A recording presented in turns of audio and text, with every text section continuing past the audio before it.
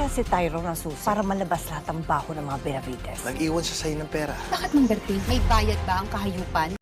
Pumunta si Jasmine sa lamay ni Lance para makiramay, kung saan sinabihan niya si Camila na wag na siyang malungkot dahil nasa heaven na ang daddy niya at masaya na siya doon, kaya agad namang nagpakarga ang bata sa kanya. Habang inayos naman na Iris yung suot ni Tyrone dahil pupunta din sila sa lamay ni Lance, sabay abot niya sa regalo niya sa asawa niya bilang pagpapakita na magsisimula sila ulit, kung saan siya pa ang nagsuot sa relo na regalo niya kay Tyrone na agad-agad naman siyang hinalikan ng asawa niya sabay nagpasalamat ito.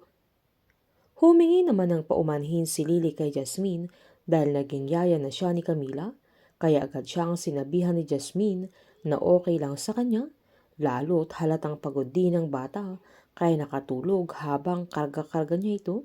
Nasakto namang dumating sila Petunia at Patrick na nagtatampo sila dahil hindi pinaalam nila Iris at Lily na buhay pa si Tyrone. Nagulat naman si Jasmine nang sabihin ni Lily na dumating sila Iris at Tyrone, kaya agad-agad niyang sinalubong na hindi na alam ni Jasmine kung anong gagawin niya sa sandaling yan, na mas kinabahan siya nang makita niya mismo si Tyrone na agad siyang umiwas nang lumapit sila sa kabaong ni Lance, lalo't nasa mismong harap siya nakaupo, habang kanlong-kanlong niya si Camila na agad niyang binigay kay Lily nang bumalik ito sa kanila at nagpalusot siyang kailangan na niyang umalis.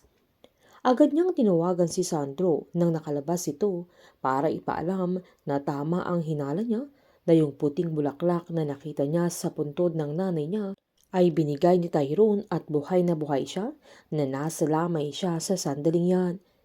Hindi alam ni Jasmine na alam ni Sandro ang bagay na ito, na pinagsabihan siyang umalis na siya doon dahil hindi pa sila dapat magkita.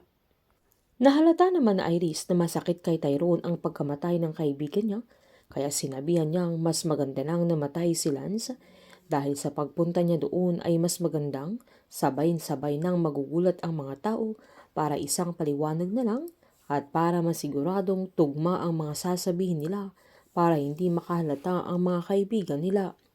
Sinabihan ni Patrick at Petunia si Tyrone na madaming kailangang ipaliwanag, maging si Iris, na agad siyang humingi ng sorry dahil matagal na niyang alam na buhay si Tyrone.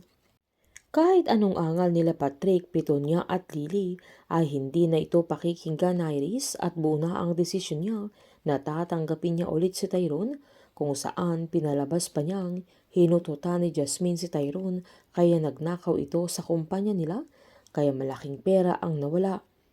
Sakto namang dumating si Vito sa mga sandaling yan na dinipensahan din niya si Tyrone na kailangan na nilang kalimutan ang nakaraan.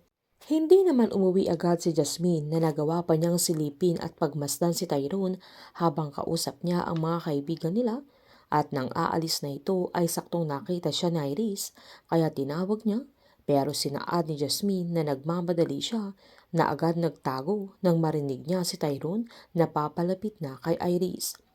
Susundan pa ni Jasmine sila Tyrone sa tinutuluyan nila ni Iris, kung saan mas masasaktan siya sa sandaling makikita niyang magyayakapan sila, na hindi man niya maamin sa sarili niya ay mahal pa rin niya si Tyrone at walang nagbago sa nararamdaman niya sa panahong minahal niya ito. Painit ng painit ang mga tagpo, sabay-sabay po nating subaybayan ang advance episode ng Lavender Fields dito lamang po sa aking channel. Patuloy lamang po manood at mag-subscribe para ma-update po kayo sa mga susunod na episode. Marami pong salamat.